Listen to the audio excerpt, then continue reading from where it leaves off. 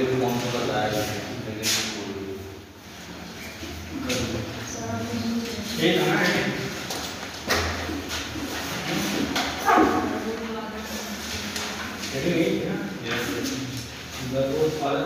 स्थिति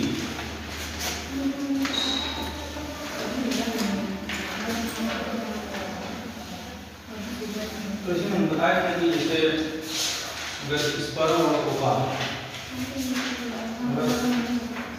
ये दोनों अगर गर्भोत्पादन के योग्य हैं तो यही नहीं पर्याप्त है, बताया हमने ये कोई पर्याप्त नहीं है। इसकी आगे की प्रोसेस भी यूट्रस में जो होगी ये सारी चीजें ये सारे फैक्टर भी ये रिस्पॉन्सिबल होते हैं गर्भ की उत्पत्ति के लिए। और उसमें माता का आहार और विहार, आहार और विहार, आहार का मतलब माता क्या खा रही है, बहुत तीक्ष्ण या इस तरह से कोई जो गर्भ पे साइड पे डाले, ठीक ना। क्योंकि जब गर्भ में होता है ना जिसमें कहते हैं सर प्रेगनेंसी फ्री या प्रेगनेंसी से मेडिसिन दीजिए, तो आयुर्वेद में ऐसी दवाएं हैं जो प्रेगनेंसी को नुकसान पहुंचाती है या प्रेगनेंसी के लिए घातक होती है। तो वो सारी दवाएं जिनका वीर्य और विपाक उष्ण तीक्ष्ण हो, ये सारी दवाएं या इस तरह का आहार नहीं करना चाहिए। और बिहार का मतलब रहन-सहन, ये उस समय घुड़सवारी नहीं करना चाहिए, ऊंचे नीचे जिसे बोलते हैं कि प्रेगनेंसी के दौरान जो गायनेकोलॉजिस्ट बोलते हैं कि सीढ़ी पे नहीं चढ़ना है, ऊंचाई पे नहीं चढ़ना है, भारी चीजें उठाना है, ये बिहार के अंतर्गत आ जाएगा, ठीक है ना। तो उनका उचित आहार और उचित बिहार होना चाहिए, ठीक। इसके बाद 9 महीने तक मासानुमासिक वृद्धि क्रम के अनुसार, फिर इसके बाद डिलीवरी, ठीक। तो गर्भोत्पादन की क्या स्थिति होती है, अनुकूल स्थिति क्या क्या होती है, उसी चीज को आपको बताना है, ठीक है। उसी को बाद लिखना आप देखिए। गर्भ उत्पत्ति के लिए मतलब ये नहीं कि ये एग्जाम में आ जाए तो इसके बारे में पहले ये क्या चीज है, ये तो हम पढ़ाई नहीं सर या आप तो जानते नहीं, ये चीजें होनी चाहिए। अनुकूल स्थिति किसी भी चीज को या किसी भी कार्य को करने के लिए क्या क्या स्टेप्स होते हैं या क्या हमारे फेवर में फैक्टर्स रहेंगे, वो सारी चीजें इसमें लिखी हुई हैं। तो चूंकि अब गर्भ के बारे में बात करिए कि गर्भ की उत्पत्ति सही से हो तो उसी के लेवल पे बात होगी ना, ठीक ना। तो वही चीज दिखाना है कि गर्भ की उत्पत्ति के लिए किस प्रकार के वातावरण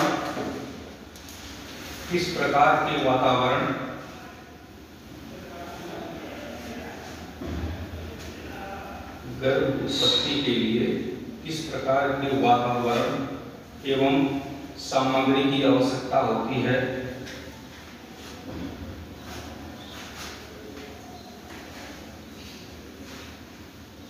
वातावरण एवं सामग्री की आवश्यकता होती है, इसका वर्णन आचार्य सुश्रुत लिखते हैं।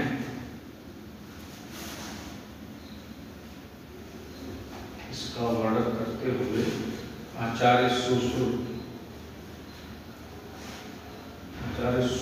लिखते हैं कि सामग्री की आवश्यकता होती है। सामग्री में 4 सामग्री चाहिए। जैसे पूजा पाठ करने के लिए होता है ना, तो पूजा पाठ करोगे तो पहले तो अग्नि चाहिए, ठीक। अग्नि का पात्र चाहिए, उसमें अग्नि जल गई ना ये पात्र में, उसमें क्या दशांग डालते हैं ना, दशांग चाहिए। और मंत्र उच्चारण के लिए पंडित जी चाहिए। तो 1 फैक्टर 2 फैक्टर, ये 3 और ये 4, ठीक। तो दशांग का मतलब ये हो गया ओवा और स्पर्म, ये सामग्री है ना, ठीक। और ये यूट्रस हो गया, बर्तन हो गया ना, एक यूट्रस एक बर्तन ही है जिसमें बच्चे को केवल 9 महीने तक रहना है, बाकी यूट्रस का कोई काम नहीं पड़े अलग से, तो उसमें भोजन का पाचन या कुछ ऐसा कुछ नहीं, बस केवल पात्र है, ठीक। और उसके अंदर रहेगा बेबी, तो उसका मासानुमासिक 9 महीने का क्या सिस्टम रहेगा, और इसके बाद जो आहार दिया गया है मतलब क्या बताया गया है उस हिसाब से ये 4 फैक्टर रहते हैं। तो ये सामग्री, इसके बारे में अभी लिखवाएंगे सामग्री के बारे में, ये बहुत इंपॉर्टेंट है। गर्भोत्पादक सामग्री बहुत ज़्यादा इंपॉर्टेंट है, उसके बारे में लिखवाएंगे। अभी अनुकूल स्थिति क्या होनी चाहिए उसके बारे में, ठीक है। तो आचार्य सुश्रुत लिखते हैं कि शुद्ध शुक्र एवं शोणित के शुद्ध शुक्र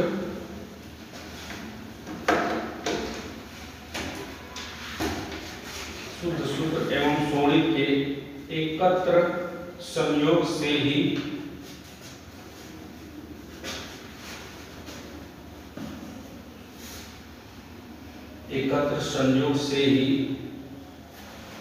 गर्भ की उत्पत्ति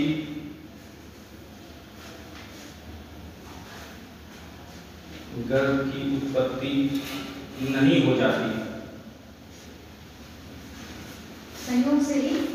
संयोग से ही गर्भ की उत्पत्ति नहीं हो जाती। मतलब कभी स्पर्म और ओवा से ही नहीं हो जाएगा, नहीं हो जाती। किंतु ऋतुकाल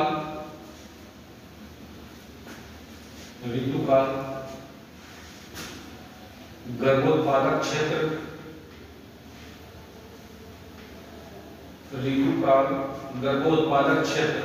कुछ में गर्भाशय, गर्भोत्पादक क्षेत्र का मतलब गर्भाशय का शुद्ध होना, गर्भोत्पादक क्षेत्र कुछ में गर्भाशय, ठीक है, गर्भाशय का शुद्ध होना तथा आहार रसों का शुद्ध होना भी आवश्यक है, आहार रसों का शुद्ध होना भी आवश्यक है। आहार रसों का शुद्ध होना भी आवश्यक है। जिस प्रकार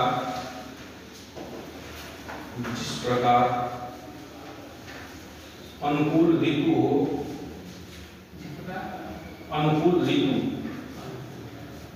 मौसम ऋतु होती है ना, जिस प्रकार अनुकूल ऋतु हो, फल जुता हुआ क्षेत्र हो,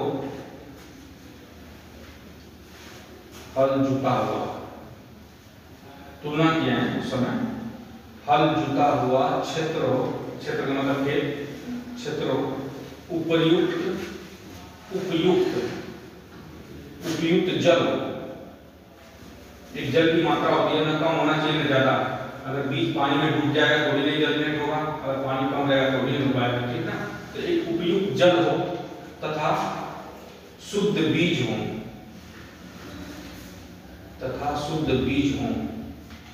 तब बीज को अंकुरित होने में सुविधा रहती है।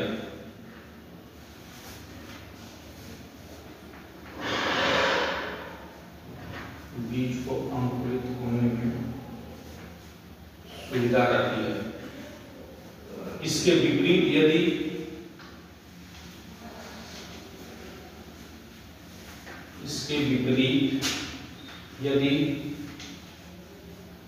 ऊसर भूमि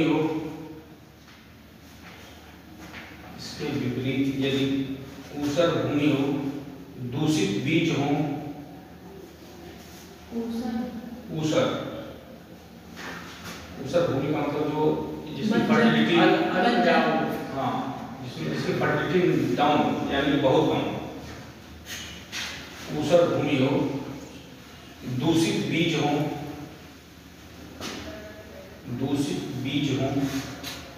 हो गया। जल की न्यूनाधिक मात्रा से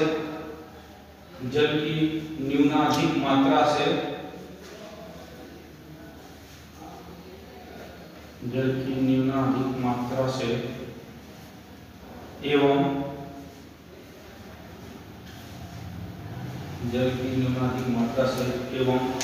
ऋतु अनुकूल नहीं होने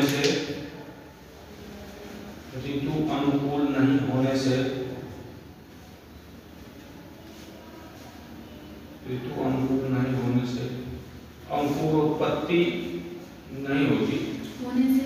अंकुरोत्पत्ति, अंकुर जो होता है ना, उसकी उत्पत्ति नहीं हो पाती। अंकुर जैसे बीज का जो जर्मिनेशन को अंकुर बोलते हैं, अंकुरोत्पत्ति नहीं होती,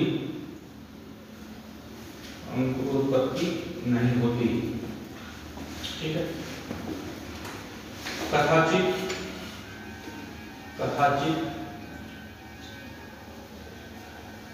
कदाचित हो भी जाए, मतलब किसी तरह से जर्मिनेशन हो भी जाए, कदाचित हो भी जाए तो विकृत स्वरूप के विकृत स्वरूप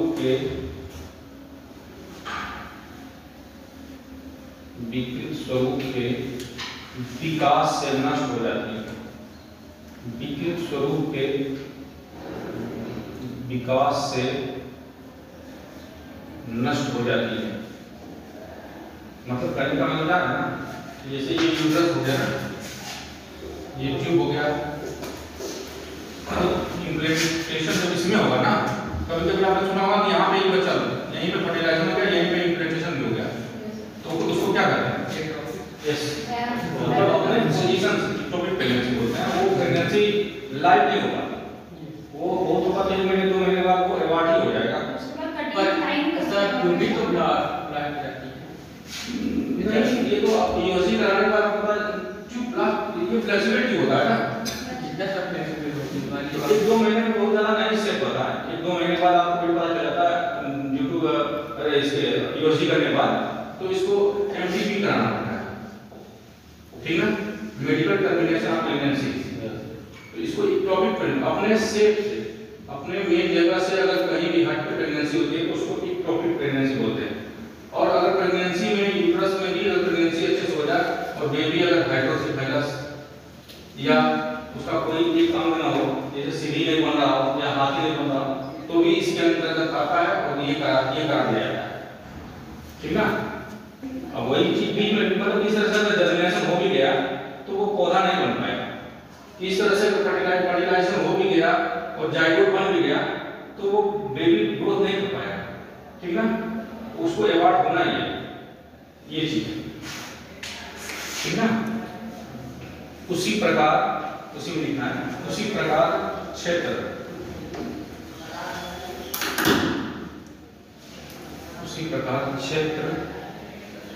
आहार, उसी प्रकार क्षेत्र आहार, ऋतुकाल,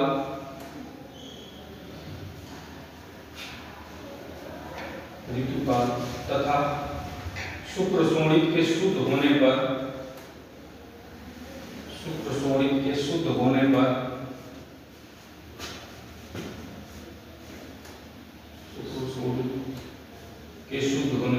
इनका उपयोग किया जाए,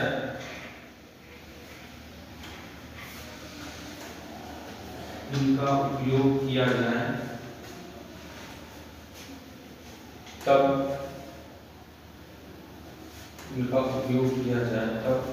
गर्भ की उत्पत्ति होती है।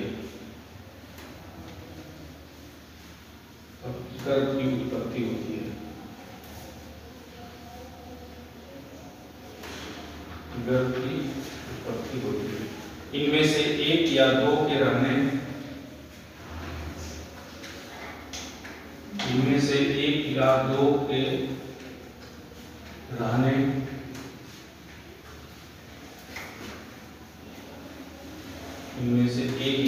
रहने अथवा 3 के रहने पर भी गर्भोत्पत्ति नहीं हो सकती।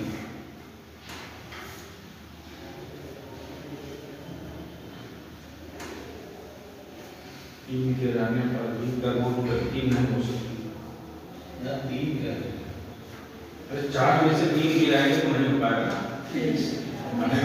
4 फैक्टर हैं, 4 में से 3 भी रहेंगे मतलब चारों जरूरी है, कंपल्सरी नहीं हो सकती। अतः इन चारों के शुद्ध रूप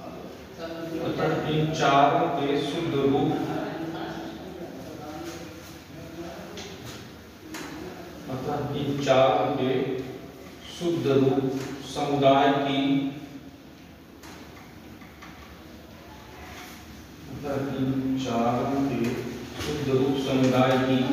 गर्भोत्पादन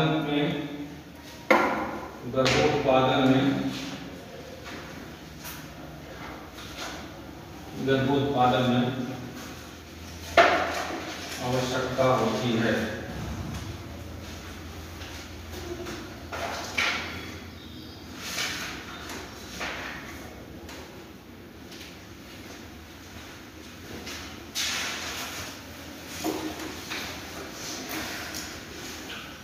ये चारों फैक्टर क्या है इसको लिखना है, ये बहुत इंपॉर्टेंट है।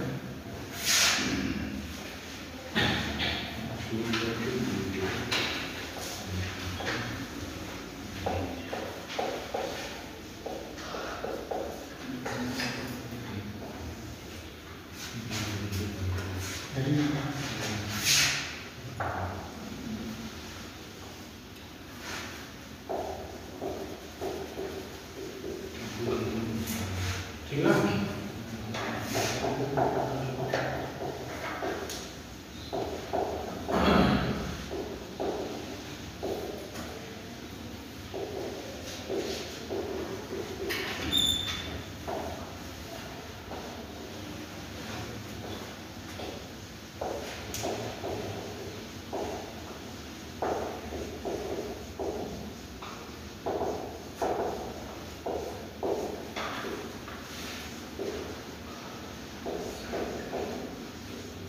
ये चारों जो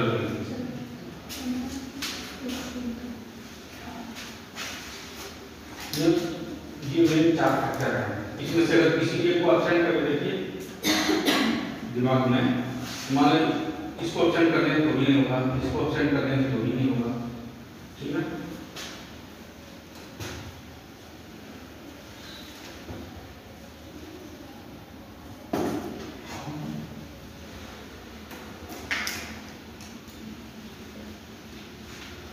एग्जाम में आएगा ही इधर उत्पादक सामग्री 60 नंबर 5 नंबर में 4 आपने लिख के और ये लिख दिया तो पता चल जाएगा नहीं आप इसके बारे में जानते हैं।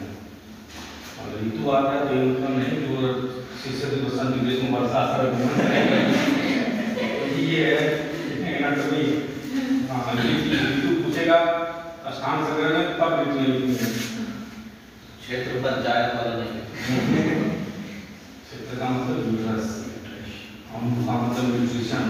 न्यूट्रिशन कैसे मिलता है बेबी को? फीटल सब्सक्रिप्शन तो मिलता है ना, वो चीज हो गया।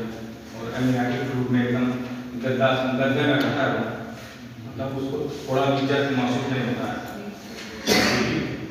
बर्फ पैनाम से बाहर आता है तभी पहली बार होता है, क्योंकि उसको पता चल जाता है लग रहा है कि मेरे साथ कोई छेड़छाड़ कर दिया है, अब हम बाहर आ गए, अब दुनियादारी से भेंट होगी तो रोना ही है। तो शुरू में रोना, लास्ट में रोना, बाद में बीच वाला तो फिर लेके चलना पड़ता है ना सबको साथ में। चलो भाई हम बैठे हैं, चलो पीछे पीछे। तो ये चीज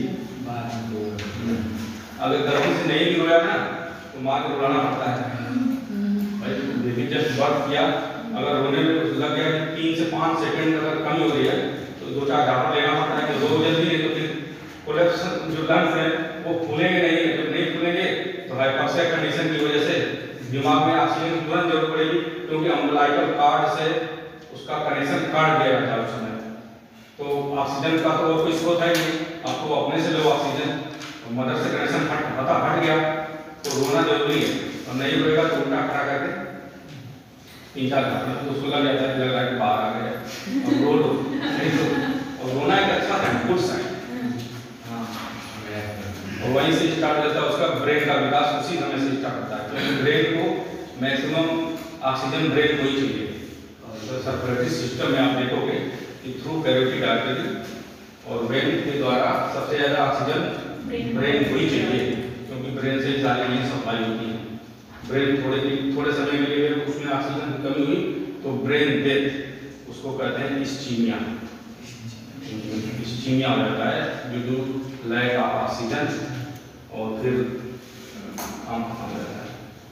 उसको ब्रेन हेमरेज भी कभी-कभी बोलते हैं, प्रेशर की वजह से दिमाग की नसें फट जाती हैं।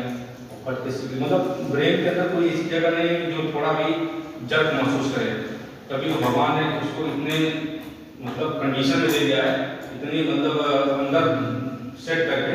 खोपड़ी सबसे मतलब कड़ी चीज है, वो बात अलग है कि enable in the heart material of the human body, पर इसको भी उन्होंने कवर से ढक दिया है। अब लंग्स हो गया तो लंग्स तो एकदम से वो होता है ना, एकदम वो तो मातृ भाव है ना, तो मातृ भाव है तो एकदम सॉफ्ट ऑर्गन है। तो भगवान ने क्या किया उसको पसलियों से, हाँ ठीक, उसके बीच में दोनों को डाल दिया और बीच में हार्ट को रख दिया कि इधर से भी दिक्कत होगी। मेन आर्गन तो यही है, पंपिंग आर्गन नहीं है, तो अब इसी को पंप करना है दिमाग को ब्लड, तो इसको इन दोनों के बीच में रख दिया और इस पोजीशन को क्या कहते हैं? किसको? जब दोनों लंग्स के बीच में हार्ट, ठीक, तो उस पोजीशन को क्या कहते हैं? हार्ट किस पोजीशन में है बताया था?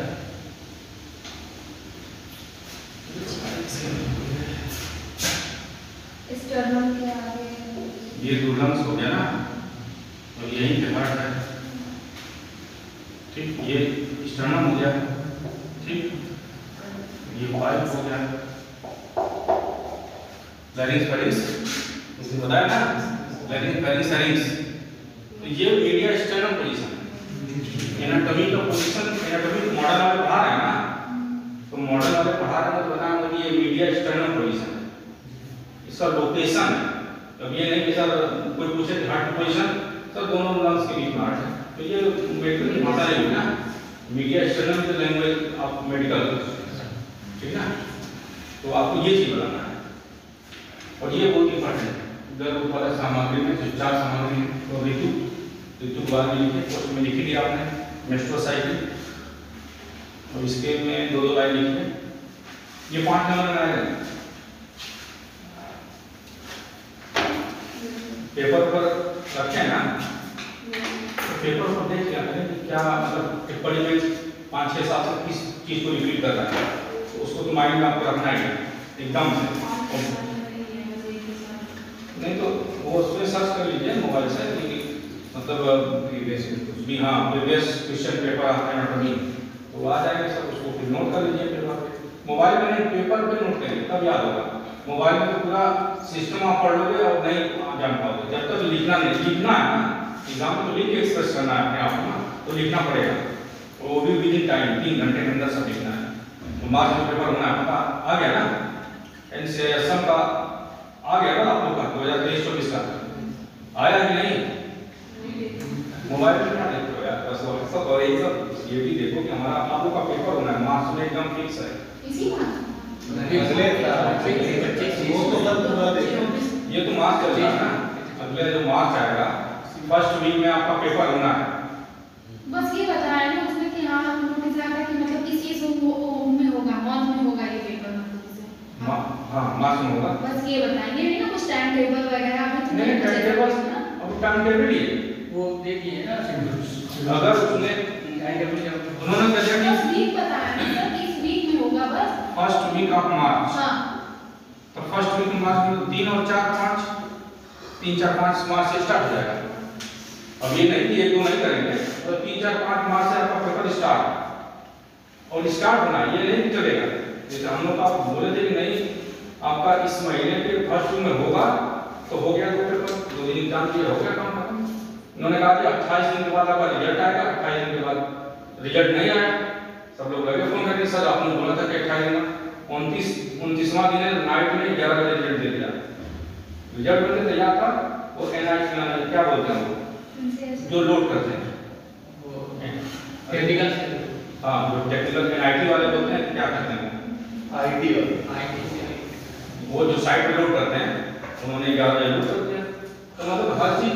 अब ये पूर्वांचल यूनिवर्सिटी वाला सिस्टम नहीं है कि 2-3 साल के बाद पेपर होगा, एकदम होगा तो होगा, डेट पे रिजल्ट आएगा तो आएगा, उसमें कोई डाउट नहीं, बस ये 12 घंटे का अंदर हो सकता है, लेकिन आना है, तो इस चीज को तैयारी करके चलें,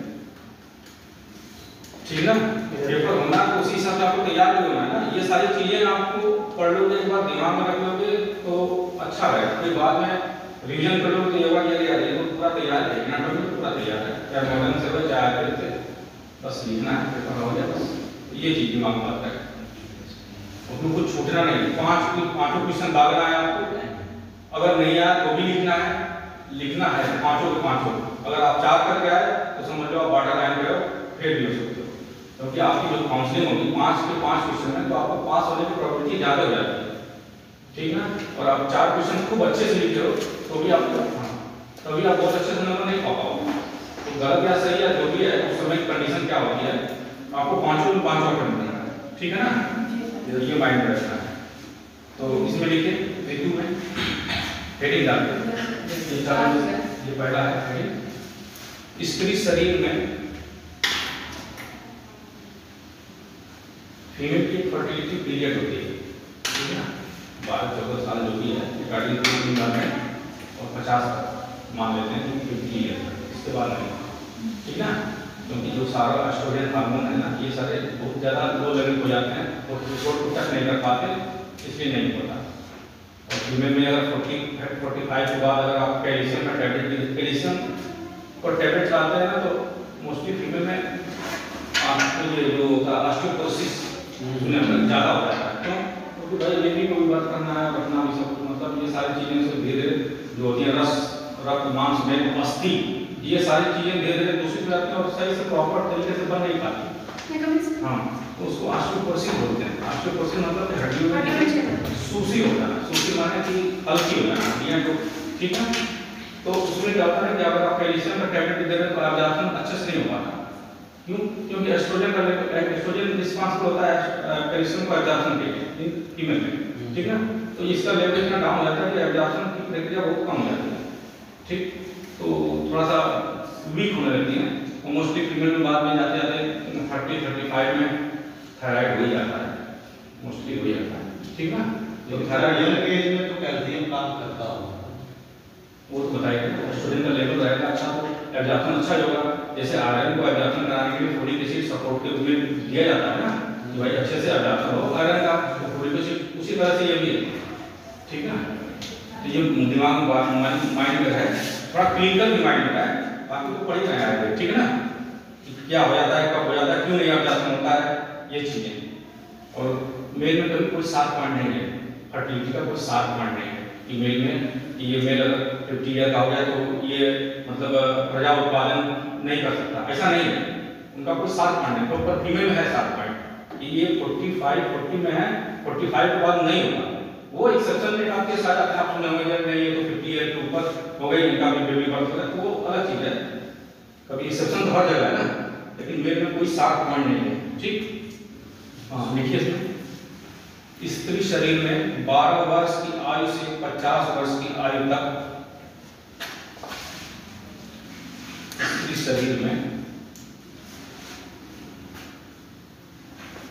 शरीर में 12 वर्ष की आयु से 50 वर्ष की आयु तक लगातार प्रत्येक महीने में जो अवस्था उत्पन्न होती है,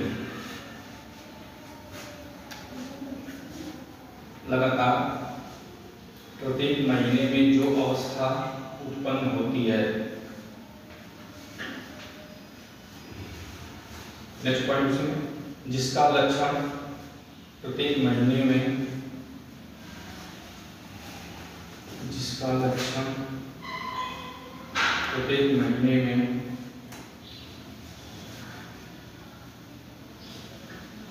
जिसका लक्षण प्रत्येक महीने में 3 से 5 दिन तक,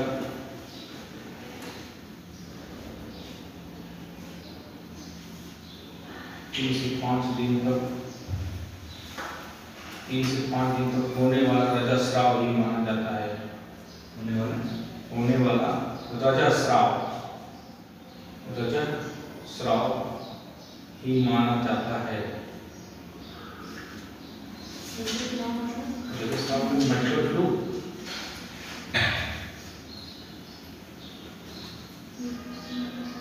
रजस्राव ही माना जाता है। नेक्स्ट पॉइंट इसमें, इस ऋतु काल में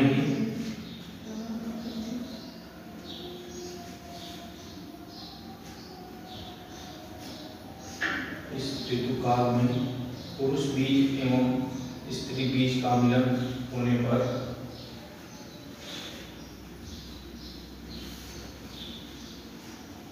पुरुष बीज तथा स्त्री बीज का मिलन होने पर उत्पन्न होने वाले गर्भ को धारण होने पर, स्त्री बीज का मिलन होने पर उत्पन्न होने वाले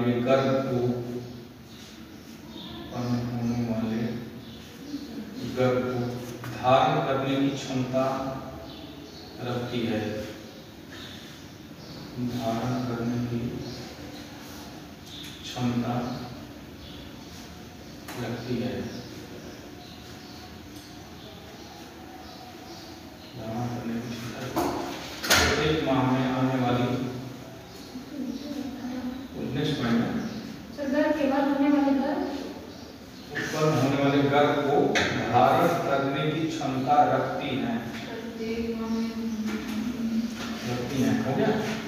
प्रत्येक माह में आने वाली इस अवस्था को ऋतु कहा जाता है। प्रत्येक माह में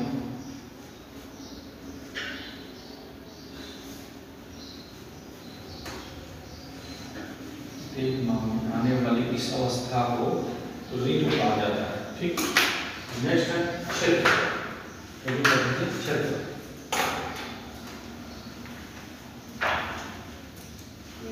क्षेत्र हो गया ना, यूट्रस, जहां गर्भ की उत्पत्ति होती है,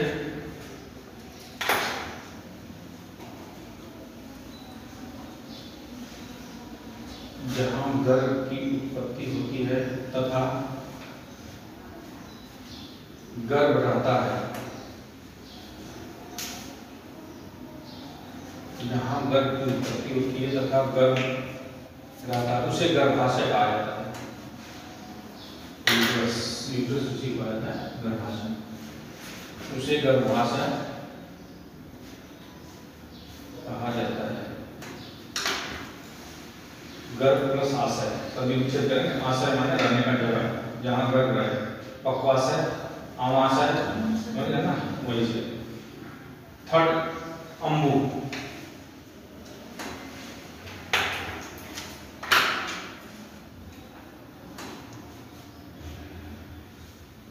अम्बु उसमें न्यूट्रिशन।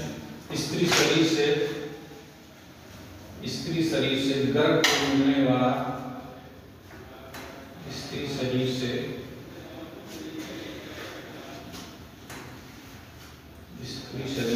गर्भ को मिलने वाला रस और रक्त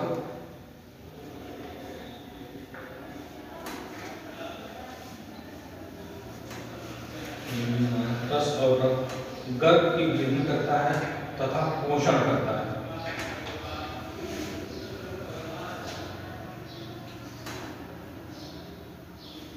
गर्भ की वृद्धि करता है तथा पोषण करता है।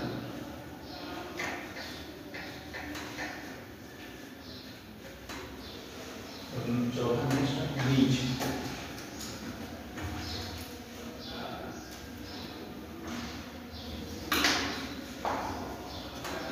उसमें इस पर ठीक, पुरुष बीज एवं स्त्री बीज, इन दोनों से ही गर्भ की उत्पत्ति होती है।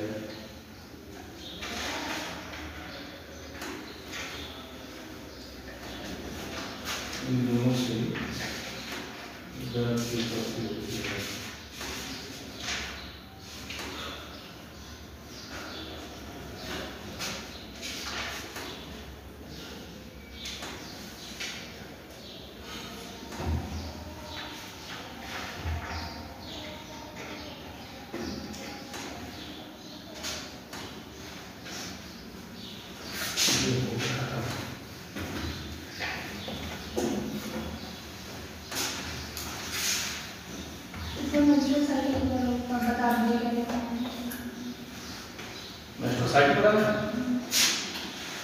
मॉडर्न हो जाएगा।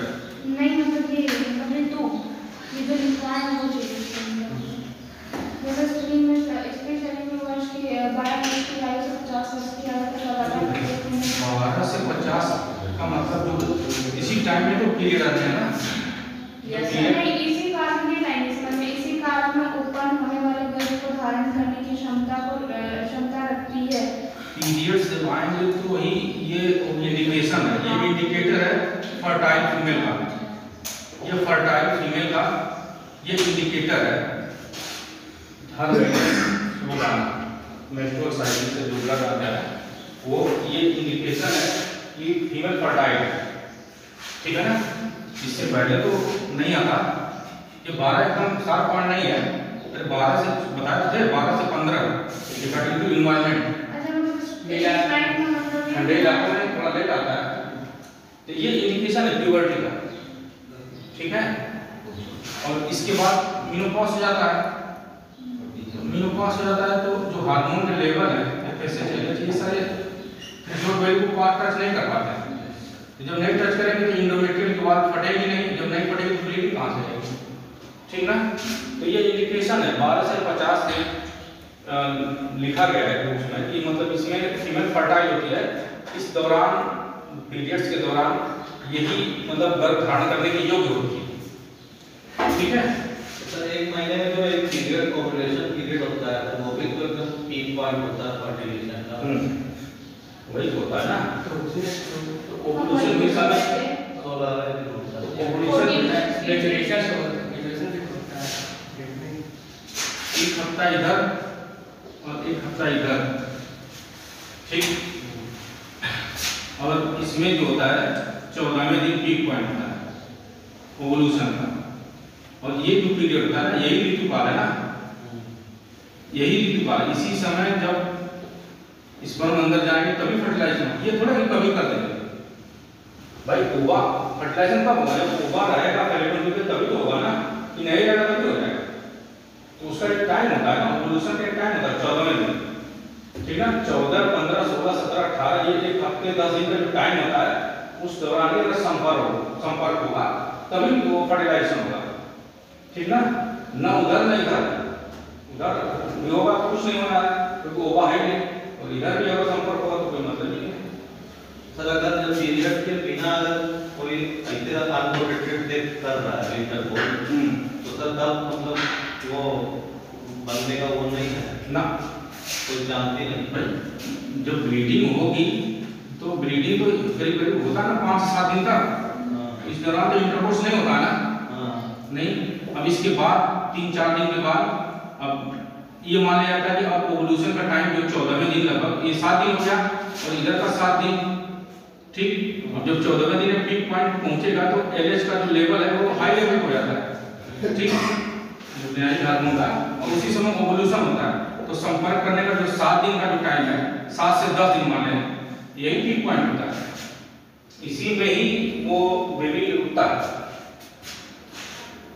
ठीक ना, ये डेंजर पीरियड होता है मेडिकल भाषा में, ये डेंजर पीरियड है। इस पीरियड में अगर आपने इंटरकोर्स किया तो बेबी रुकेगा। ठीक, अगर आपने इधर किया 1 सप्ताह इधर और ये सेफ जोन है, ये अच्छे समझ लो। हाँ, तो इसके लिए मैं अलग से लेक्चर पूरा लेना पड़ेगा मास्टरसाइकिल का पूरा, क्योंकि हमारे साथ के भी जो डॉक्टर है पढ़े लिखे हैं वो भी कहते हैं कि यार पता नहीं किसे रुक जाता है। मतलब भाई उन्होंने ये वो भी पढ़े लिखा नहीं है, अब वो करेंगे इधर का सेफ पीरियड है, लेकिन उसके बाद भी जाता है उनको क्लियर नहीं होगा कि सेफ क्या है और अनसेफ पीरियड क्या है। मतलब अनसेफ टाइम क्या है, उसमें भी सेफ वाले में अनसेफ क्लियर नहीं कर पाए, इंटरकोर्स कर दिया, बेबी रुक गया, तो अपना दे रहे हैं दवा पीट वाला जो होता है अनवांटेड पीट से, तो वो तो अलग चीज हो गई ना। वो हार्मोनल मेडिसिन है, वो बहुत खराब चीज होती है। वो जबरदस्ती हार्मोन के लेवल को इतना बढ़ा देती है कि अंदर का जो बेबी है वो एकदम से उसको मतलब चोट पहुंचा देता है, एकदम उसकी बॉडी को गला देते हैं, गला के ब्लीडिंग करवा देते हैं।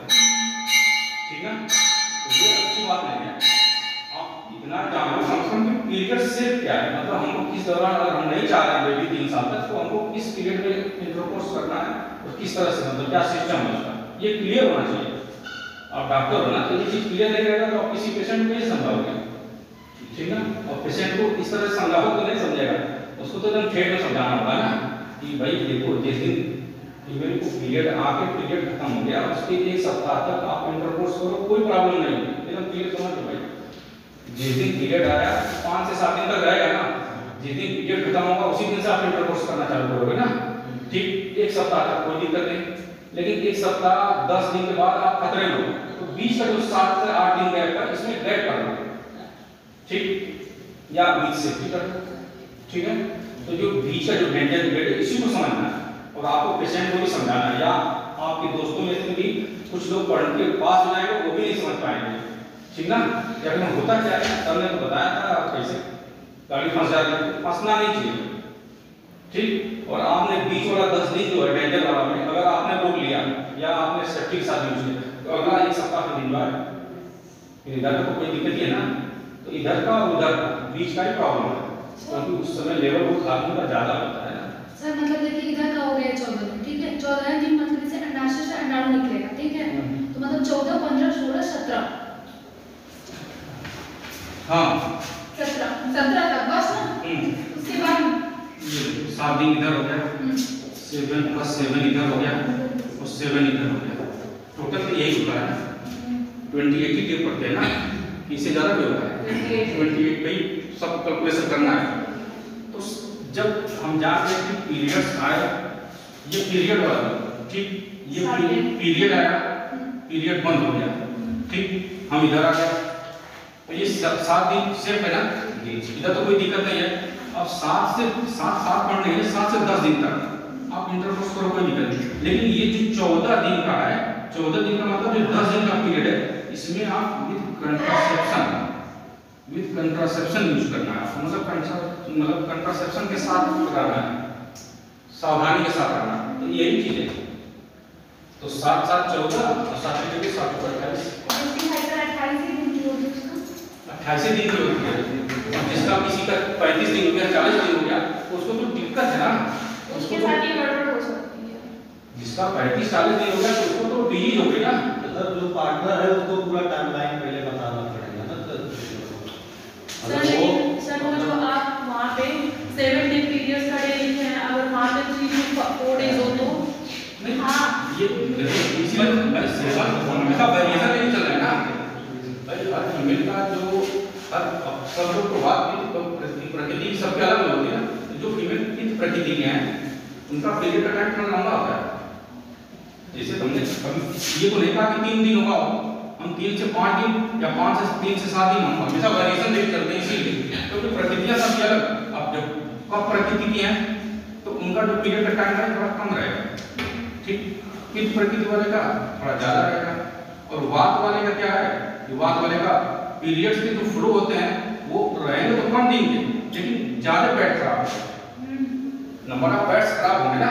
तो इसको अगर आयुर्वेदिक कॉन्सेप्ट के बीच समझना है कि कोई क्यों बोल दीजिए अगर सर मेरे पीरियड आते हैं और 2-3 दिन में मुझे कम से कम 10 पेट चेंज करने पड़ते हैं, वात करती है, ठीक है ना, ये बात करना ठीक। तो इसमें थोड़ा सा कंफ्यूजन नहीं होना चाहिए, ये क्लियर होना चाहिए। सर तो जब कब प्रकृति के होंगे तो उनका ये जो डेंजर डे होगा ये तो ज़्यादा दिन हो जाएगा ना, 3 कम दिन। इसीलिए तो वेरिएशन दे रहे हैं ना, 7 से 10 दिन। हमने 7 दिन तो नहीं कहा कि सेफ पीरियड है, 7 से 10 दिन 12 दिन तक भी तो वेरिएशन हो सकते हैं ना। तो ये डिपेंड करता है आप जो भी आपके पार्टनर है, फीमेल पार्टनर है, तो उसके साथ जब रहेंगे तो उसकी प्रकृति आपको पता चल जाएगी, क्योंकि वो बताएगी ना नहीं जब पीरियड आता है तो 3 ही दिन आता बस, तो आप जान लो कि ये कब प्रकृति। लेकिन तभी कब प्रकृति नहीं, तभी आपको वो जो सेफ जो है उसमें रहिए ना, सेफ में आपको रहना ही सेफ जोन हर किसी के लिए सेफ जोन है, चाहे 3 दिन का हो चाहे 4 दिन का हो। तो नॉर्मली हम वेरिएशन थोड़ा ज्यादा ले लेंगे तो उसमें सब आ जाएंगे। भाई हमने कह दिया कि 5 से 7 दिन ले लो या 5 से 8 दिन या 5 से 10 दिन ले लो, इसमें तीनों आ जाएंगे। बात की तो तीनों आ गए ना, तो 10 दिन तक सेफ रहो ना बीच में। भाई कोई स्पेशल इमरजेंसी है नहीं, कहीं भागना दौड़ना है तो सेफ तो रहो, 10 दिन तक सेफ रहो, क्या करना है, ठीक है। इसमें कोई एक्सेप्शन नहीं है सर? एक्सेप्शन तो अकॉर्डिंग टू वातावरण एनवायरनमेंट के साथ एक्सेप्शन हर जगह है। अब जो ऊंची जगहों पे हैं तो उनका तो अलग सिस्टम है, हम तो मैदानी इलाके वाले हैं ना, तो इसीलिए बुक्स में भी दिया है जो मॉडर्न की बुक है, जो फॉरेन राइटर की, वो थोड़ा वेरिएशन ज़्यादा लेके चलते हैं, ठीक है। तो हमारे यहाँ डायबिटीज का 60.100 मान रहे हैं, उधर तो 120 मान रहे हैं, 130 तक फास्टिंग मान रहे हैं कि ये इतना होता है। तो अब जितना ये वेरिएशन 90 पर तो सारे लोग डायबिटीज हो जाएंगे, खिलाओ तो दवाई डायबिटीज वाला। तो थोड़ा सा मतलब ये है कि फॉरेन राइटर बुक्स भी पढ़ो ना, देखो उसमें उन्होंने क्या लिखा है, एडिशन है ना मेडिसिन का, तो उसको भी देखोगे ना तो उसमें बीपी का पॉइंट 130-80 लिखा है। लोगों को आज भी आगे करेगा जो बढ़ गया ऊपर वाला बढ़ गया, अपने में बीपी 5 नहीं खराब है तो क्या जरूरत है। आप मेडिसिन जानो कि ये एकदम से पहले था, ये पहले वाले मैंने जो नई बुक आई है उसमें ये ना बीपी का सिस्टम, तो वैसे ये भी है। जब आप पढ़ोगे फाइनल में गाइनिंग सा वाली गाइनिंग जो है गाइनिकोलॉजी वाला, तो उसमें इसको बहुत अच्छे से दिया है, लेकिन पढ़ने के बाद आप क्लियर हो ही नहीं पाओगे, क्योंकि उन्होंने एक बार तो सब कुछ सही से लिखा है, फिर उन्होंने इधर उधर कर दिया है। और इधर उधर किया क्यों है, उन्होंने अकॉर्डिंग टू वातावरण और पूरा वो पश्चिम वाला रहता है, जो पश्चिमी कंट्री वाला जो कोल्ड कंट्री वाला है वो, और हम हॉट कंट्री में हैं, इसलिए यहाँ पे प्यूबर्टी जल्दी आ जाती है ना। Yes sir. तो ये चीज इसको समझना पड़ेगा। अब ये नहीं कि वो बहुत खराब हो चुका, मैं तो नहीं पढ़ने का मन करता है, गलत किया है। इधर आइए ना, मुझे ऐसा है देखिए वो कह रहे थे ठीक है सर। बस ये तो मैं सर एम्ब्लोडेपिन से करना आज भी आओ तक का निकाल ले। लेकिन सिर्फ इसलिए कि जब ऊपर वाला बीपी बढ़ा रहता है ना, देखो बीपी होता है ना, जब बीपी दो होता है ना, एक होता है सिस्टोलिक, ये नीचे का होता है डायस्टोलिक। जब सिस्टोलिक बढ़ा होता है तो एल्लोडेपिन डाउन कर देता है, ठीक है। डायस्टोलिक में आपको क्यूमोलार भी देना होता है। अगर टेबुलिन कार्टन लो कार्टन होता है वो ये उसको तो ग्रुप हो गया ना, हाँ वो तो ग्रुप हो गया। मतलब बीपी के दवाओं में काफी कई रेंज है, पुराने सबसे यही एल्लोडेपिन है, ठीक। और कोई बहुत ज्यादा कार्डियक भी है और डायबिटिक है, उसमें आपका डायबिटिक चला के शरीर का वॉल्यूम कम करो तो प्रेशर डाउन होगा, ठीक है ना। तो वो वाला सिस्टम, वो मेडिसिन वाला सिस्टम हो गया। तो ये चीज है, तो कोई भी चीज एकदम से साफ पॉइंट नहीं है, उसको मेडिसिन लेके चलोगे आप तभी सही होगे, तभी आप सही से समझ पाओगे। इसे लगा कि सब बोला कि क्या 7 दिन के पीरियड आना चाहिए, अरे 10 दिन भी हो सकता है भाई, 4 दिन प्रेगनेंसी सब 9 महीने में प्रेगनेंसी, इसी का 9 महीने से ऊपर हो जाता है। और लोग कहते हैं 9 महीने से ऊपर होगा तो चाइल्ड बेबी को कब फिट होगा, ऐसा कुछ नहीं है। कुछ हो गया होगा, प्रतिकूल वातावरण के हिसाब से डेवलप नहीं हुआ होगा, वो डेवलप हो रहा है। जब कंप्लीट डेवलपमेंट हो जाएगा तो पार्चुलेशन हो जाएगा, ठीक है। ये चीज एकदम क्लियर होना चाहिए, अगर क्लियर नहीं हो तो मैं इस पे एक लेक्चर और से ले लूंगा, अगर आप बताएंगे तो। अगर प्रेगनेंसी में पीरियड नहीं आते उसका क्या रीजन है? जब पतिदानी का मूवी बंद करवा देंगे आप पीरियड का अलग से कहीं रास्ता